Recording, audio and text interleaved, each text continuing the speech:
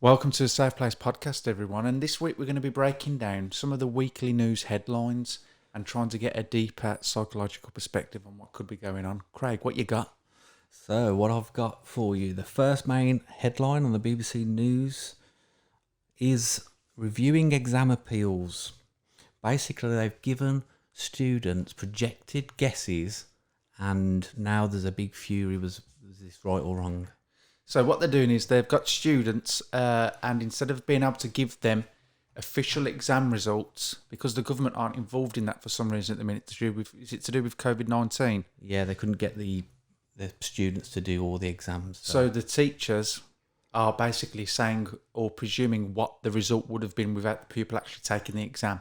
Now, the statistics coming out that low privileged families, children, are getting lower marks, and there's a big fury over that. There's people saying that certain students are based on what they're like as a character rather than their academics. So if a teacher's got a grudge on a student, they could falsify the marks. So little John, who's 16 years of age, who's had a family crisis like a granddad dying, has been through a difficult previous year, and the teachers have seen his character and his certain exam results slip. Now, because he's not been able to take an exam, they're presuming, based on his previous results that have come from difficulty in his life as a result of that, they're presuming that he's still at a D or an E grade. And the thing is that little John, who could have been working his ass off the past 6 months, hasn't even been able to take the exam and prove that he can get a B. Yeah, so they've guessed this, and this now affects their whole future grades, makes the jobs harder to get if you haven't got what you thought you was going to get or that you deserve to get based on your intelligence. You've guessed somebody's intelligence, which now affects their life. Bit of a big move. It is a big move, and so let's look at what would be the argument from the teachers here. I mean, what other options are there for the teachers? I can tell you one other option right now. Why don't you flip a coin? That's exactly the same as what you're doing. Yeah. It is, isn't it? It's true, yeah. Why don't we just flip a coin, heads or tails? If it lands on heads, we're going to give John an A. Forget about the privilege. We don't need to find, right? The name comes up. We don't know nothing about this person. Let's flip a coin, give him D's, because that's what you've done anyway. Yeah. So that's fundamentally wrong. These are intelligent people that are making these decisions, and all it's doing is showing that they're fucking stupid. So all you have to do now is reset the students, give them a chance at the exam that we couldn't do because of COVID, but it's over now. Back up the next season if it affects anything. Yeah. But get these kids to write down on paper their intelligence from their mind and make it fair. Okay, I'm 100% behind that, and a good headline. So the teachers have made a mistake, the government's making a mistake, and it's going to directly affect the possibilities of these kids getting the jobs or the careers Scrub that it they out. want. We've made mistakes. Own up to it. Don't back that these results are fair. Just say, okay. There's nothing wrong with getting things wrong. What makes things wrong is when you do something wrong and then you don't take any accountability or responsibility for it. And say it's right when it's not. Great headline. What you got next there? Craig's going to be searching through the headlines now as I speak. Let's hopefully he's not on the newspaper The Sun. This surprised me because of this point of view. The second story to the big, I'm just going to guess people's grades, is Donald Trump's younger brother dies. Okay. Now that's hilarious. That seems as some sort of importance after that first one. Yeah. So is it all going to just go downhill? Are we going to be talking about hamsters in the third story? And the incredible thing is that those headlines are only doing one thing, and it's keeping you interested in shit that won't affect your life in any The first one has way. some substance if you break it down enough. So let's just move on from Donald Trump, because that is just a waste, a weak headline. Yes, isn't it? I don't, did his younger brother invent the iPod? Yeah. Then I could understand the headline. Yeah, his younger brother was probably about to be graded by a system at school that presumed what his grade would be and died as a result of the shock that was actually an official thing that was happening there. And in 2 weeks' time, if you watch the news, you will see that the conspiracy is Donald Trump killed his brother. But we do send our condolences out to the Trump family that are going through that at this time. This is a great one. This makes me chuckle. Channel swimmer given quarantine all clear. So someone swam the English Channel, and after they've completed that achievement, they've been tested for COVID. Straight away. Yet there are many immigrants coming over on boats. They're just getting in a boat and sailing over to Britain, and they're stopping swimmers. It's just funny, isn't it? And so he was given the all clear. Yeah, so now she can probably come on camera and give an interview about her amazing feat. She swam the channel. I can't even swim in a bath. Yeah, incredible feat. But she's also swam the channel and not infected any of the sea creatures with COVID as well. So let's think about that at this dark time in news headlines. There was a little 1 mile in, there was a brush with something on her leg, but she's not sure if it was seaweed. They're currently testing now the Portuguese man of war that accidentally stung the channel swimmer on her way from France to England. Temperature in the mouth. Anyway, what we got for the next headline? Right then, so this is a good one. Below the Donald Trump's brother dying, this one should have definitely been second. Eat Out scheme has been stopped by restaurants and pubs because they're saying it's not influencing the money enough. It's not working. People are just sitting out for cheaper meals Monday, Tuesday and Wednesday. And the second thing is there's that many people, it's been causing the staff to be abused because it's just chaotic people all waiting, impatient for their meals, and the staff are saying they don't want this. They don't want to go to work and have this much stress of the carnage that this cheap deal things. You can understand people being frustrated when they've been locked up for 3 months. A lot of these hungry tigers now, they just want to, because they can't cook. Because they can't cook a decent meal for themselves. They've finally gone out to get a decent meal, which is pie and chips from your average It's beef just so eater. nice, isn't and it? they're that hungry. They're biting at poor waitresses and waiters that are on the most minimum wage going possible. And all you're doing with your greed for a decent meal because you can't cook a decent spag bowl is basically harassing and ruining the lives of people on minimum wage. Getting impatient that, Yeah.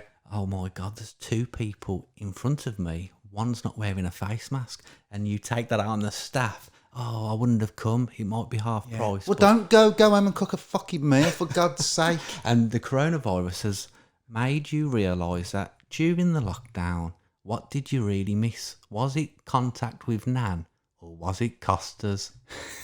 Just admit it, guys. It was Costas. Yeah. Did you see this? The queue of people when McDonald's reopened? They closed down local roads for a McDonald's queue. Well, think about it. McDonald's is full of really heavily processed foods that have been saturated with salts and sugars to feed the addictive appetite I know of what you're all these saying. people. It is So beautiful. they're literally queuing up to feed their addiction. Yet those same people that are queuing up are looking at the heroin addict down the road going, you are a bum, you are a loser, get out my fucking way so I can get my double cheeseburger. It's like, if you break it down another level, which this isn't what it was about, but if you break it down, it's like you're in a candy shop and you've got all your favourite things all distracting you. Don't worry, we're going to knock 10% off the bill as well. Woo! Let's get over there and see what that party's The all world about. is going mad, isn't It's it? pure madness. It's insanity. And it's driven from pure selfishness, isn't it? Let's be honest. It's just the feel-good factor, the instant hit of adrenaline that McDonald's and milkshake's going to do instead of cooking yourself and baking a tart. Yeah. Bacon. Speaking of tarts, what's the next headline? Hopefully it's going to be a tart. About a tart. A bit of a gamble. Oh my God, 2 tart factories are in lockdown. What are the chances? Mr. Bakewell has lost the recipe to his Bakewell tarts. What are the chances of that? And Kipling was saw in his garden running. Put 2 and 2 together. What next headline we got there, pal? Imagine if Kipling had a fight with... Bakewell. That's the UFC fight that people want to see. Yeah. Do you remember that program that used to do fake fights? Celebrity fights, yeah. Right then. Sea searches. There's 2 teenagers lost at sea. This is a sad story. The sad one that has made me feel anything of the news is about 10th down the list. So what's happened there then? On the Lancashire coast, a lifeboat and helicopter resumed the search for 2 teenagers who were last seen in the sea So basically, that's saying they're gone. They're Well, it's not saying that either at this point. It's because of the same similar stories we've heard in the past. We presume that could be the Yeah. case. What a sad story. It is. God bless the families. That's hit hard. And that was below Donald Trump's brother being dead. Yeah. It's sad, isn't it? What else you got for us? Right then. He's We've got a digging woman deep. arrested, and this is a bigger story than it should be. Woman arrested after a 10-year-old boy dies. I've seen this a lot now, these stories of parents killing their own children. It seems like that's a pandemic in its own right. Well, it is a pandemic, and I've heard other many stories which are going to be deeply difficult for people to acknowledge, that this goes on so often, and many nurses have basically children that come into the hospital that have been physically abused by their parents. The police have got involved, and then the parents are released on bail. That's the process. That parent can go straight back out. It can be missed by social services, because social services apparently are so overrun with the amount of children that they need to keep an attentive eye on, that they can't possibly keep an eye on all of them, or even give them the duty of care to really engage with what's going on. And literally and this really reeks to my heart now, people talk about Black Lives Matter, people talk about the feminist movement, people talk about how white men may be the most discriminated people on the planet right now. But the most vulnerable, persecuted, bullied, abused people that was once all of us when we were children, when we never had any power, no voice, too afraid to speak out, they are being abused, and we have got nothing in place in this country to protect these kids in the same way that a government wants to protect its economy. Yeah. That money is more important than a being that is full of love, full of curiosity, that can get battered, beaten, raped, assaulted, emotionally, psychologically abused. The government really doesn't know what the fuck to do with trying to make the world a better place. You know what I will say to that as well? Now, in the prison where I worked, you didn't have to know their crime, but it was available, and lots of people spoke about it. So you always ended up knowing the prisoner's crime. And I come across baby killers. Yeah, it's a horrible thing to even digest, but that's what you have to face. And do you know what I saw in this place of clarity and the learnt psychological heart that made me think that person didn't want to be born a baby killer? No. It somehow manifested a life that created the baby killer. Yeah. What I saw in that person was just somebody who took all their rage and their pain and anger out on their child, on that baby, on that weak, innocent little bird with wings. They wanted it to see it dead because it gave them something that they just have never found. And the sad thing is, what makes it even more sad, is that our answer to dealing with that is to arrest them. Now, this is where it gets controversial. That's like ridiculing your own heart. It is, but think about it like this. Our answer to dealing with that, and a lot of people be like, kill them, arrest them. But that doesn't stop the problem. No, the stopping of the baby killers of the future, which we all could easily have ended up of. We could have gone down that path. Yeah, we could have. We can take any path that we choose from our experience. Yeah. And the less knowledge you know about stuff, the worse the path's going to be. Yeah. Yeah. And these have gone down that path, and then we ridicule them, we lock them in prison and say they've got something wrong with their mind. They never learned empathy. Yeah. They never got empathy off their parents. No. They never got sympathy. No. They never got love. And that's the result now of that lack of empathy, that lack of love, which equals or equates to pain. That pain projects out onto that innocence of that child. And we become the abuser. Yeah.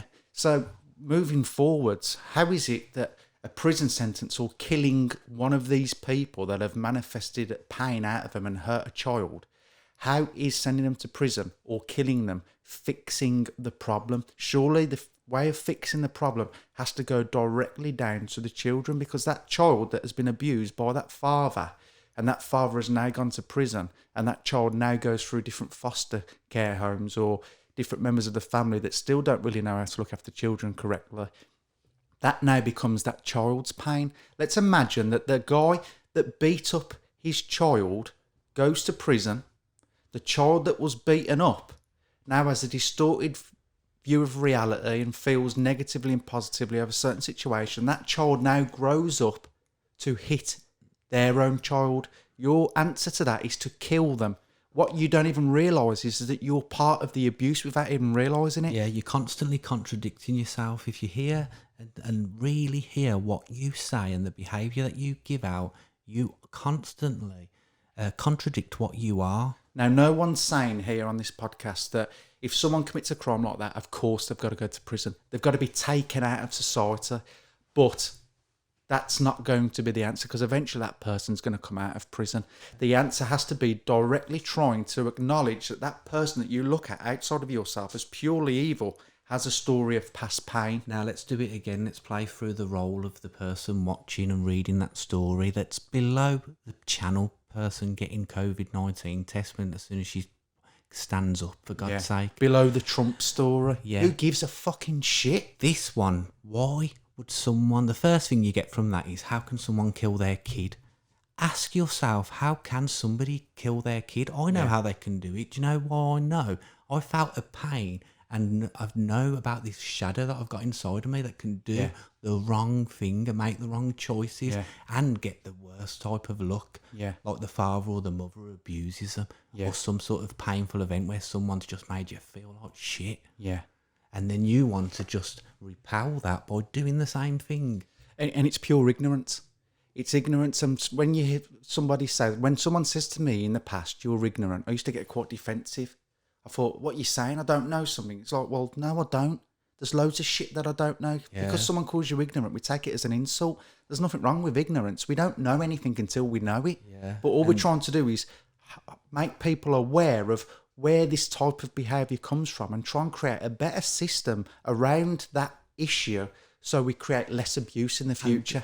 Some people hear this, don't they? And they say, what the fuck are you on about? Yeah. Let me just read that one about the brother of Donald Trump, because I don't like Donald Trump. Yeah, it's and rightly so for them. That's where they are. But we just want to try and get a message out that there's a deeper understanding to what goes on in life that can make life, as a result of knowing that, a better place to live. And it doesn't have to be love and light and what we're saying is, it comes by looking in the dark areas, the shadows, the Yeah. pain, the trauma, don't it? have your bit of fun, have your little bit of what. You know, when you want to rest your brain, watch the football, watch a UFC fight, Absolutely, or yeah. watch your Kim Kardashians. Yes, have Escape, that rest. escape, yeah. But in the meantime, when you want to live your life and you get all these anxieties and mental health and this sadness, and someone said something, it makes me feel uncomfortable because I've got esteem problems and it's all just quote, quote, quote, do just some really good inner work. Yeah. So you'll start to see,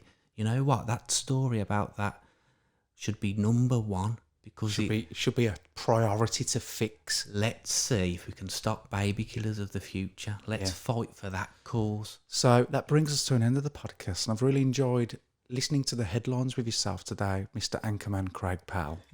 Thank you. And maybe we'll bring up some headlines in the future. Did you not want to do the weather? We'll do the weather next week. Apparently it's stormy. Thank you, everybody. Goodbye.